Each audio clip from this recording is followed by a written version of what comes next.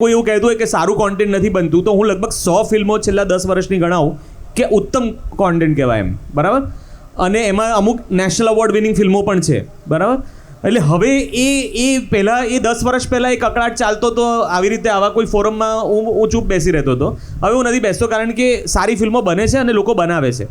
અને એ પોંખાય પણ છે, ભારતમાં નહીં વિશ્વભરમાં પોંખાય છે એવી ફિલ્મો.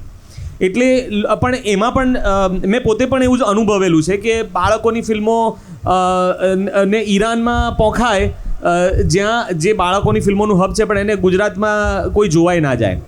હવે આ આપણો કન્ઝ્યુમર તરીકે, વ્યુઅર તરીકે, દર્શક તરીકે આ આપણી આળસ પણ છે અને આપણું બેધ્યાનપણું પણ છે.